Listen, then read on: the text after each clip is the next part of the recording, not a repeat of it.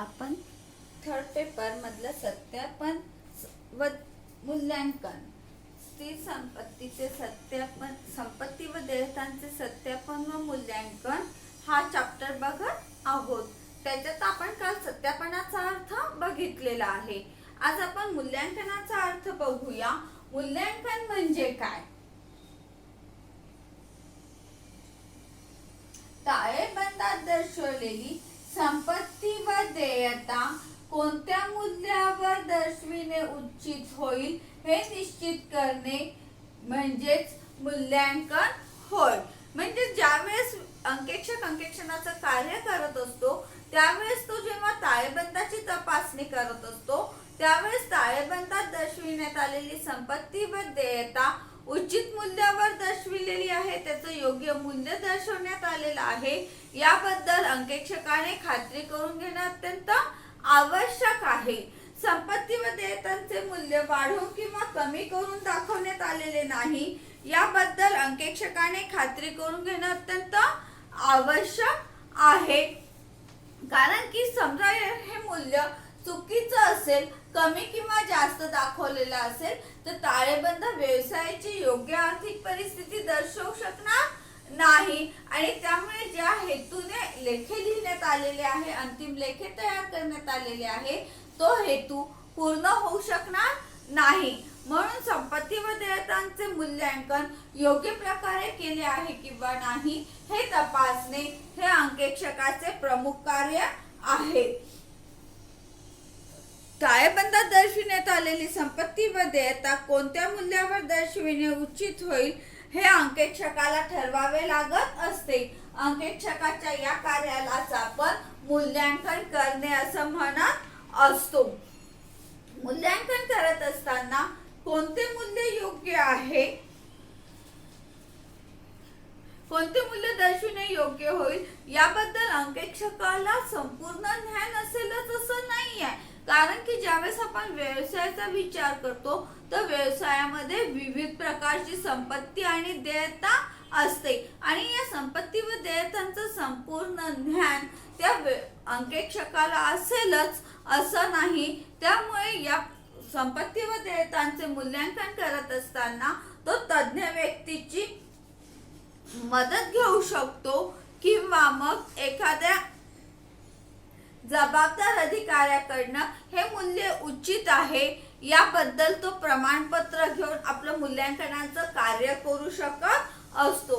मूल्यांकन करणं हे अंकेक्षकाचं कार्य आहे, परंतु त्यांनी ते स्वतःच केलं पाहिजे अशी कुठेही अपेक्षा नाही, तर त्यांनी जबाबदार अधिकाऱ्याचे प्रमाणपत्र किंवा तज्ञाची मदत घेऊन हे कार्य पार पाडावयास हवे असते। मूल्यांकनाचे उद्देश काय आहे तर सगळ्यात पहिलं मूल्यांकनाचा उद्देश बघू आपण। व्यवसायाची खरी आर्थिक परिस्थिती। जोपर्यंत एखाद्या संपत्ती व देयतांचे योग्य जर मूल्यांकन केले गेले नाही तर व्यवसायाची खरी आर्थिक परिस्थिती दर्शविल्या जाणार नाही। जसं आपण बघितलं होतं काल की संपत्ती बाजूला आपण इमारत दाखवलेली आहे 10 लाख रुपये आणि इमारतीचं मूल्य समजा 20 लाख असेल किंवा 11 लाख असेल, 12 लाख असेल तर काय झालेलं आहे 2 लाख रुपये ही काय झालेली आहे संपत्तीचं मूल्य कमी झाल्यामुळे व्यावसायिकाला आपले निर्णय घेत असताना आपली संपत्ती तो 10 लाख आहे असं गृहीत धरून घेतो, वास्तविक ती 12 लाख असल्यामुळे 2 लाख त्याची काय झालेली आहे गुप्त संचिती निर्माण झाली असं म्हटलं तरी चालेल की जो पैसा त्यांनी हिशोबात घेतलेला नाही आहे। जर त्यांनी हा हिशोबात घेतला असता तर त्याला आपला व्यवसाय अजून चांगल्या पद्धतीने करता आला असता, अनेक निर्णय त्याला योग्य पद्धतीने घेता आले असते।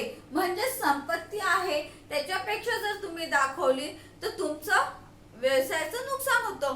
त्याच वेळेस ही संपत्ती समजा तुम्ही जास्त दाखवली तर काय होईल, माझी इमारत 10 लाखाची आहे आणि मी ती चुकून 15 लाख रुपये दाखवली तर काय झालेली आहे माझ्या नसलेल्या संपत्तीच्या भरोशावर माझी संपत्ती 15 लाख आहे असं गृहीत धरून मी व्यवसायाबद्दल अनेक मोठे निर्णय घेऊ शकते आणि भविष्य काळामध्ये ज्यावेळेस माझ्या लक्षात येईल की माझी ही संपत्ती आहे त्याच्यापेक्षा कमी आहे, तर मला भविष्य काळामध्ये अनेक समस्यांना तोंड द्यावं लागू शकतं.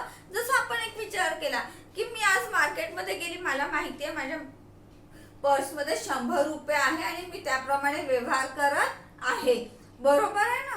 परंतु मी सगळा व्यवहार करते आणि माझ्या लक्षात आलं तर माझ्या पर्समध्ये 80 रुपये आहे, तर काय होईल, माझी जे काही मी निर्णय घेतलेले आहे हे सर्व निर्णय चुकीचे होतील आणि मला पहिलेपासून माझा विचार करावा लागणार आहे. 80 रुपये गृहीत आहे असं धरून, बरोबर आहे ना. कारण की मी जास्त गृहीत धरले आणि निर्णय तसे घेतलेले आहे. मग कुठेतरी मला काय करावं लागणार आहे, परत रिवाइज करावं लागणार आहे माझं मार्केटमध्ये गेल्यानंतर जी खरेदी केली असेल ती. याच्या उलट माझ्याजवळ 100 रुपये आहे असं गृहीत धरून मी खरेदीला गेली आणि मग मी छान खरेदी केली 100 रुपयाची आणि मी पर्स उघडली, माझ्या लक्षात आलं अरे माझ्याच्यात तर 200 रुपये आहे. काय होईल, लगेच माझा निर्णय बदलेल की आपण 100 रुपये गृहीत आहे असं धरून जे सामान घेतलं आहे त्याच्यापेक्षा आपण अजून चांगल्या दर्जाचं सामान 200 रुपयामध्ये घेऊ शकतो. परत मला काय करावं लागणार आहे, माझी खरेदी बदलावी लागणार आहे. व्यवसायामध्ये असंच आहे की तुमच्याजवळ असलेली संपत्ती पेक्षा कमी दाखवली तरीही व्यवसायाचं नुकसान आहे आणि जास्त दाखवली तरीही व्यवसायाचं नुकसान होणार आहे.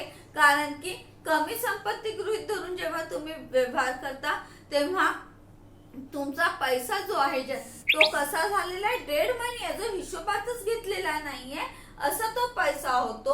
आणि जर तुम्ही जास्त संपत्ती गृहीत धरून जर व्यवहार करत असाल तर भविष्य काळात तुम्हाला काही नुकसान झाल्यास ते सहन करणं तुमच्या व्यवसायाला शक्य होत नाही.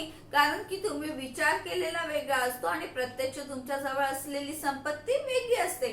म्हणून नेहमी म्हटलं जातं की ताळेबंद व्यवसायाची योग्य आर्थिक स्थिती दर्शवित आहे किंवा नाही हे तपासणं हे अंकेक्षकाचं पहिलं काम आहे. योग्य आर्थिक स्थिती म्हणजे काय, तर जेवढी संपत्ती आहे तेवढी संपत्ती दर्शविलेली आहे याबद्दल अंकेक्षकाने खात्री करून घेणं आवश्यक आहे. तसंच देयतांच्या बाबतीत पण आहे. देयता बाजूला जी देयता दाखवण्यात आलेली आहे ही देयता योग्य व उचित मूल्यावर दर्शविण्यात आलेली आहे याबद्दल अंकेक्षकाने खात्री करून घेणं आवश्यक आहे.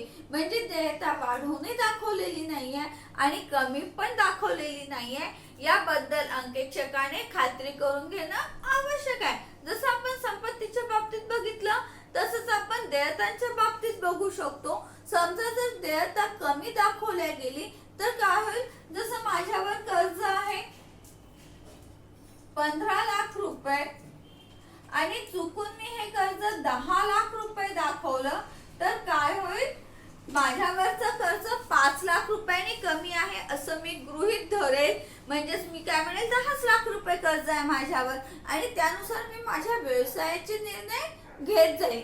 जेव्हा प्रत्यक्ष मला कर्ज फेडायची वेळ येईल त्यावेळेस काय होणार आहे, हे जे 5 लाख रुपये आहे हे याची परतफेड करताना याची मी कुठेच तरतूद केलेली नाहीये, ते मी गृहीतच घेतलं नाही, त्यामुळे ते फेडण्याची मी कुठे तरतूद पण केलेली नाहीये. त्यामुळे त्याची परतफेड करत असताना काय होणार आहे, मला प्रॉब्लेम येणार आहे. त्याचप्रमाणे जे लोक तुमच्या व्यवसायाचे अंतिम लेखे बघून शेअर्स खरेदी करणं किंवा त्याच्यामध्ये गुंतवणूक करण्याचा निर्णय घेतात त्यांची सुद्धा फसवणूक केल्यासारखं होणार आहे. कारण की ते विचार करतील की 10 लाख रुपये कर्ज आहे आणि ते मग कंपनीचं काय करेल, स्वतःचं मत बनवतील कंपनीबद्दल आणि गुंतवणूक करतील. आणि जर त्यानंतर त्यांना कळलं की 10 नाही 15 लाख रुपये कर्ज आहे तर काय होईल, कंपनीबद्दलचं त्यांचं मत बदलेल, वाईट होईल. असं होऊ नये, व्यवसायामध्ये आपलं नाव खराब होऊ नये म्हणून योग्य आर्थिक स्थिती दर्शवलेली आहे याबद्दल अंकेक्षकाने खात्री करून घेणं अत्यंत आवश्यक आहे. तसंच समजा देयता कमी दाखवली तर हा लॉस आहे, समजा देयता जास्त दाखवली तर काय होईल, समजा 15 लाखाच्या ऐवजी मी चुकून 20 लाख रुपये देयता दाखवली म्हणजेच मी काय केलेलं आहे, 10 लाखांनी माझ्यावर असलेलं कर्ज जास्त दाखवलं चुकून, तर काय होईल, जेव्हा भविष्य काळामध्ये मला माझ्या व्यवसायाचे निर्णय घ्यायचे असतील भविष्याबद्दल, त्यावेळेस माझ्या डोक्यात हे राहणार आहे की माझ्यावर 20 लाख रुपये कर्ज आहे. बरोबर आहे, 20 लाख कर्ज आहे म्हटल्याबरोबर काय झालेलं आहे, मी जेव्हा भविष्यकालीन निर्णय घेते तेव्हा या कर्जाचा विचार करून मी माझे भविष्याचे निर्णय काय करते, मर्यादित करते. खूप मोठा विचार करत नाही, तर माझी निर्णय घेण्याची जी क्षमता आहे ही कर्जामुळे काय होते, कमी होते. मी कमी याचा मर्यादित मध्ये निर्णय घेते आणि याचा लॉस माझ्या कशाला होतो, व्यवसायाला होतो. व्यवसायाला काय होईल, तोटा होईल. कारण कर्ज कसं दाखवलेलं आहे, जास्त दाखवलेलं आहे. त्यामुळे ते तुम्ही परतफेडीसाठी तरतूद करत असल्यामुळे तुमचा पैसा त्याच्यामध्ये गुंतून राहील आणि तुम्हाला वापरायला पैसा कमी भेटणार आहे. आणि दुसरीकडे तुमच्या कर्जाची राशी वाढल्याबरोबर जे गुंतवणूकदार आहे, जे कर्ज देणारे आहे, त्यांचं सुद्धा या कर्जाकडे लक्ष असल्यामुळे कर्ज जेवढं जास्त असेल तेवढी त्यांची गुंतवणूक करण्याची क्षमता किंवा इच्छा काय होत जाणार आहे, कमी होत जाणार आहे आणि तुमच्या व्यवसायामध्ये गुंतवणूक कमी होईल. दोन्हीही परिस्थितीमध्ये काय आहे, व्यवसायाचं नुकसानच आहे. म्हणजे संपत्ती किंवा देयता तुम्ही कमी दाखवा किंवा जास्त दाखवा, व्यवसायाच्या दृष्टीने ते कसं राहतं, नुकसानकारक राहतं. म्हणून संपत्ती व देयता योग्य मूल्यावर, उचित मूल्यावर दर्शवणं योग्य असतं. तशी ती दर्शवण्यात आलेली आहे किंवा नाही याबद्दल अंकेक्षकाने खात्री करून घेणं आवश्यक आहे. हा झाला आपला मूल्यांकनाचा पहिला उद्देश, की संपत्ती व्यवसायाची खरी आर्थिक परिस्थिती दर्शवित आहे किंवा नाही हे तपासणे. त्यानंतर उचित मूल्य लावलेलं आहे का हे सुद्धा बघणं, हे सुद्धा अंकेक्षकाचं काय आहे, महत्वाचं काम आहे. त्यानंतरचा तिसरा आहे, मूल्यांकनासाठी ज्या पद्धतीचा अवलंब करण्यात आलेला होता, मूल्यांकनाची ती पद्धत योग्य आहे का याबद्दल अंकेक्षकाने खात्री करून घेणं आवश्यक आहे. आणि मूल्यांकनाची पद्धत वारंवार बदलण्यात आलेली नाही याची सुद्धा त्याने खात्री करून घेणं आवश्यक आहे. संपत्ती व देयतांचे मूल्यांकन करत असताना जी पद्धत वापरण्यात आलेली आहे ही पद्धत योग्य आहे याबद्दल अंकेक्षकाने खात्री करून घ्यावयास पाहिजे. त्याचप्रमाणे या पद्धतीमध्ये वारंवार बदल करण्यात आलेला नाहीये, तर वर्षानुवर्ष एकच पद्धतीचा अवलंब करून संपत्ती व देयतांचे मूल्यांकन करण्यात येत आहे याबद्दल अंकेक्षकाने खात्री करून घ्यावयास पाहिजे. कारण की मूल्यांकनाची पद्धत जर सतत बदलत गेली तर काय होणार आहे, दरवेळेस तुमच्या संपत्ती व देयतांचे जे मूल्यांकन आहे हे वेगवेगळं होणार आहे. मी मागच्या वर्षी एक पद्धत वापरली, चालू वर्षी दुसरी पद्धत वापरली, तर याचा परिणाम काय होणार आहे, तर माझी जी दरवर्षी मी जे मूल्यांकन करणार आहे हे वेगवेगळं होणार आहे. आणि जर वेगवेगळ्या पद्धतीने मूल्यांकन होत गेलं तर तुमची जी संपत्ती व देयता आहे ही कशी राहील, सतत बदलणारी राहणार आहे.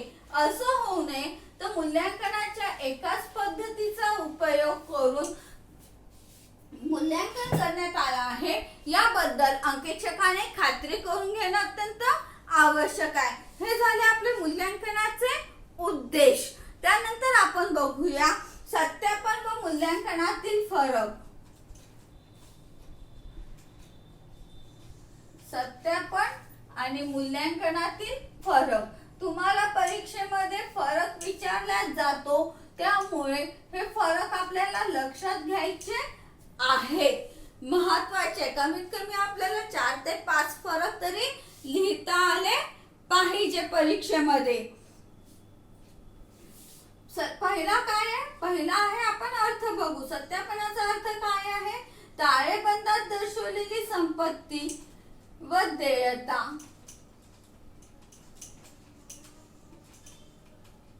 खरोखरच अस्तित्वात आहे का हे तपासणे.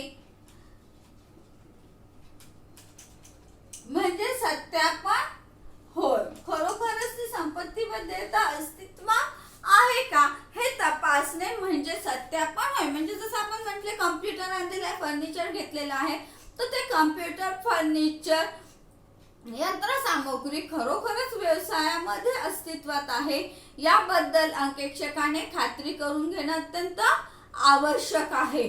तर मूल्यांकन म्हणजे काय, तर ताळेबंदात दर्शविलेली संपत्ती व देयताचे योग्य मूल्य लावण्यात आलेले आहे. योग्य व वास्तविक म्हणजे खरे, योग्य व वास्तविक मूल्य लावले आहे हे तपासणे म्हणजे मूल्यांकन होय.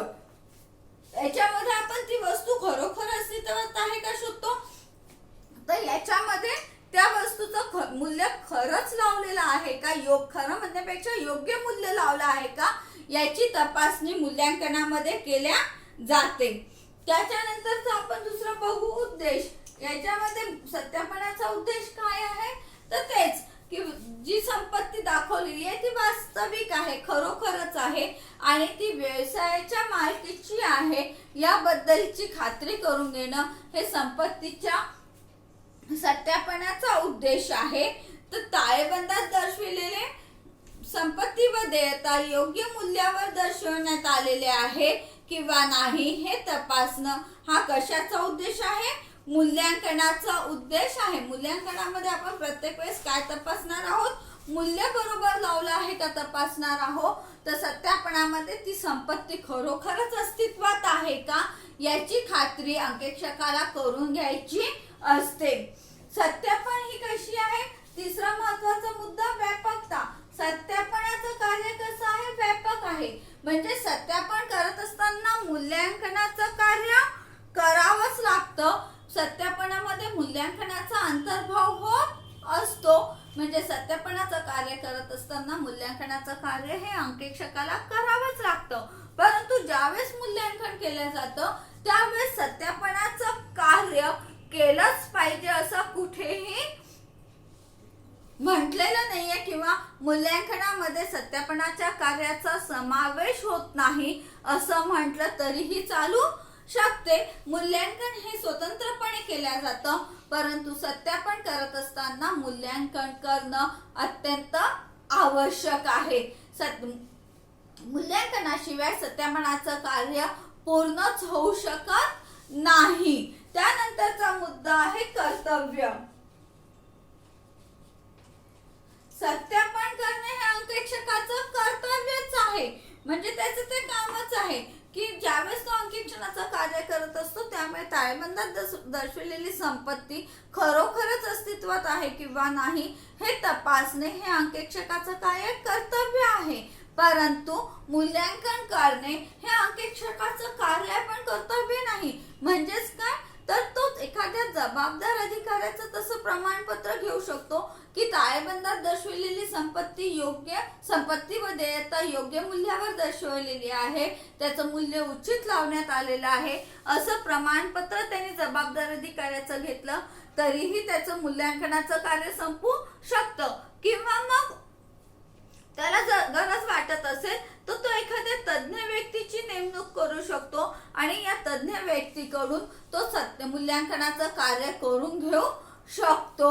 परंतु मूल्यांकनाचं कार्य त्याला हे करावंच लागतं, स्वतः नाही. त्यांनी स्वतः ते करावं असं अपेक्षित नाही आहे, परंतु ते कार्य त्याला करावं लागत असतं. त्यानंतर आहे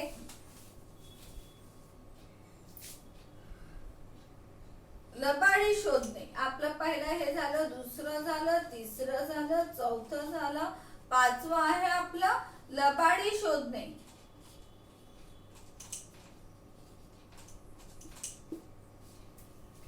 संपत्ती व देयतांच्या अस्तित्वाबद्दल जर काही लबाडी केली असेल, खोटेपणा केला असेल तर सत्यापनाच्या कार्यामुळे ही लबाडी उघडकीस येऊ शकते. परंतु जर मूल्यांकनाबाबत संपत्ती व देयतांच्या मूल्यांकनाबाबत जर काही लबाडी करण्यात आलेली असेल, त्याच्यामध्ये काही खोटेपणा केलेला असेल तर मूल्यांकनामुळे ही लबाडी उघडकीस येत असते. याच्यामध्ये संपत्तीचं अस्तित्व लक्षात येतं, तर याच्यामध्ये संपत्तीचं मूल्य लक्षात येतं. या दोन याच्यातला काय आहे, प्रमुख फरक आहे. त्यानंतर आहे उत्तरदायित्व. उत्तरदायित्व म्हणजे जबाबदारी, बरोबर आहे ना.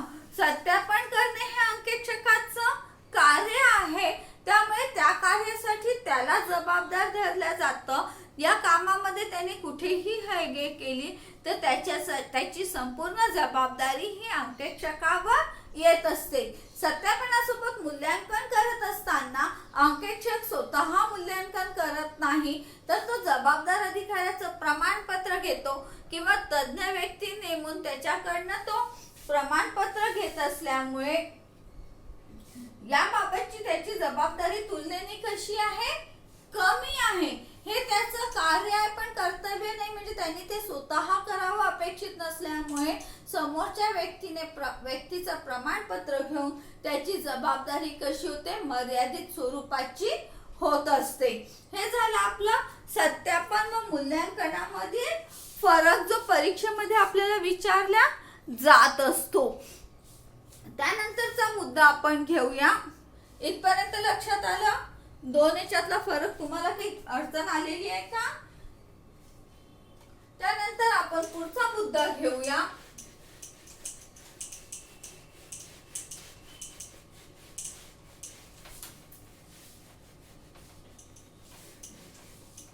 प्रमाणन व सत्यापनातील फरक.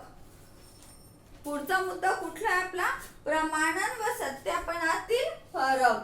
प्रमाणन आणि सत्यापन याच्यामध्ये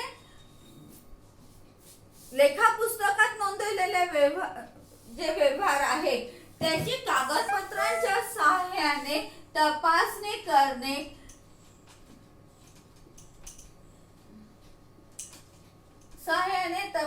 करणे म्हणजे प्रमाणन.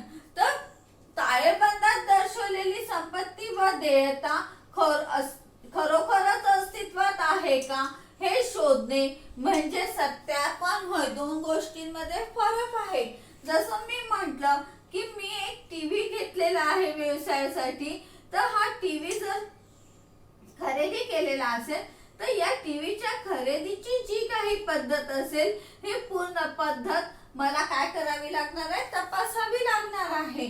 मग मी याच्यासाठी पहिल्यांदा दुकानदाराशी कॉन्टॅक्ट केला होता का, त्यांच्याकडनं मूल्याचे हे मागितलं होते का, मागणी पत्र मागवले होते का, त्या ऑर्डर दिली होती का, ऑर्डर मध्ये मी मूल्याचा उल्लेख केलेला होता का. त्यानंतर त्यांनी मला टीव्ही सोबत जे बीजक पाठवलं असेल ते बीजक बरोबर आहे का. मग मी शोधन केलं असेल तर मी कॅश दिली असेल तर रोख पुस्तकामध्ये नोंद होती का. मी जर चेकनी दिलं असेल तर पासबुकामध्ये तेवढ्या राशीची नोंद आहे का. अशा सगळ्या गोष्टींची तपासणी करणं म्हणजे प्रमाणन होय. आणि तो टीव्ही खरोखरच व्यवसायात आलेला आहे हे तपासणे म्हणजे काय आहे, सत्यापन आहे. हा आहे प्रमाणन आणि सत्यापनामधील फरक आहे. त्यानंतरचा महत्वाचा फरक म्हणजे प्रमाणनाचे कार्य वर्षभर चालते. प्रमाणनाचं कार्य कसं चालतं, वर्षभर सुरू राहत असतं. कागदपत्र वर्षभर येत असतात, त्यामुळे अंकेक्षक वर्षभरही प्रमाणनाचं कार्य करू शकतो. परंतु सत्यापनाचं कार्य ताळेबंद तयार झाल्यानंतरच करता येतं, म्हणजे वर्षाच्या शेवटी. प्रमाणनाचं कार्य वर्षभर करता येतं, कारण की जिथे मोठे मोठे व्यवसाय असतात तिथे काय केलेलं असतं, अंकेक्षकाची नेमणूक पूर्ण वेळेसाठी केलेली असते आणि तो काय करत असतो, कंटिन्यू घडलेल्या व्यवहारांचं अंकेक्षणाचं कार्य करत असतो. कागदपत्र तपासत असतो योग्य आहे किंवा नाही. म्हणून प्रमाणनाचं कार्य हे वर्षभर देखील चालू शकतं. परंतु ताळेबंदामध्ये दर्शविलेली संपत्ती व देयता योग्य आहे किंवा नाही हे तपासायचं असल्यामुळे ताळेबंद तयार केल्याशिवाय सत्यापनाचं कार्य होत नसल्यामुळे सत्यापनाचं कार्य वर्षाच्या शेवटीच केल्या जात असतं. त्यानंतर आधार काय आहे तर इथे प्रमाणके. कुठल्याही प्रकारचं कागदपत्र आहे त्याच्या आधारे काय केल्या जातं, प्रमाणन केल्या जात असतं. प्रमाणकाच्या आधारेच प्रमाणनाचं कार्य होत असतं. तर संपत्ती आणि देयतांचे अस्तित्व शोधत असताना सगळ्या कागदपत्रांचंच इथे पण काय करावं लागणार आहे, संपूर्ण खात्याचं परीक्षण करून, लेखा पुस्तकांचं परीक्षण करून सत्यापनाचं कार्य करावं लागत असते. त्यानंतर महत्वाचं म्हणजे प्रमाणन ज्या वेळेस केल्या जातं त्यावेळेस इथे सत्यापन आवश्यक नाहीये. प्रमाणनाचं कार्य करत असताना सत्यापन करणे आवश्यक नाहीये, कारण की इथे फक्त कागदपत्राच्या आधारेच व्यवहार घडला आहे किंवा नाही याची खात्री करून घेतल्या जाते. परंतु सत्यापन करत असताना मात्र प्रमाणनाचं कार्य होतच. कारण जसं मी म्हटलं टीव्ही आणलेला आहे तर टीव्ही व्यवसायात आलेला आहे तर त्याची राशी बरोबर आहे का, त्याचे कागदपत्र बरोबर आहे का, तो मालकाच्याच नावाने खरेदी केलेला आहे का, कंपनीच्या नावानेच तो खरेदी केलेला आहे का, दाखवलेल्या योग्य मूल्याचाच तो टीव्ही आहे का, हे सगळं तपासत असताना आपोआपच प्रमाणनाचं कार्य देखील काय होत असतं, पार पाडल्या जात असतं. म्हणजेच प्रमाणन करत असताना सत्यापन करणं आवश्यक नाही, परंतु सत्यापन करत असताना प्रमाणनाचं कार्य होत असतं. त्यानंतरचा सगळ्यात महत्वाचा फरक म्हणजे प्रमाणन करत असताना मूल्यांकन केल्या जात नाही. प्रमाणनामध्ये मूल्यांकनाचा उल्लेख होत नाही, मूल्यांकनाचा उल्लेख नाही किंवा विचार केला जात नाही. म्हणजे टीव्ही खरेदी केलेला आहे तर त्याची कागदपत्र बरोबर आहे का एवढंच बघणं प्रमाणनामध्ये अंकेक्षकाचं कार्य आहे. म्हणजे त्यांनी 10 लाखाचाही टीव्ही दाखवला असेल तर तो टीव्ही आहे, त्याच्या पावत्या आहे, तेवढं कॅश देण्यात आलेली आहे, तेवढं बँकेतून रोख दिलेली आहे, चेक दिलेला आहे, तशा त्याचे सगळे कागदपत्र व्यवस्थित आहे एवढंच बघणं अंकेक्षकाचं कार्य आहे. म्हणजे 10 लाखाचा टीव्ही खरोखरच आहे किंवा नाही याचा विचार प्रमाणनामध्ये केला जात नाही. म्हणजे प्रमाणन करत असताना मूल्यांकनाचा विचार केला जात नाही, परंतु सत्यापन करत असताना सत्यापनासोबतच मूल्यांकन करणे आवश्यक असते. मूल्यांकनाशिवाय सत्यापनाचं कार्य पूर्ण होऊ शकत नाही. मूल्यांकन करणे काय इथे आवश्यक आहे. मूल्यांकनाशिवाय सत्यापनाचं कार्य पूर्ण होऊ शकत नसल्यामुळे सत्यापन करत असताना मूल्यांकन हे करावंच लागतं. परंतु प्रमाणन करत असताना मूल्यांकन करण्याची गरज भासत नाही. इथे आज आपण शिकलेलो आहोत मूल्यांकनाचा अर्थ शिकलेलो आहोत आपण. मूल्यांकन का करायचं असतं, त्याचे उद्देश काय आहे हे बघितलं.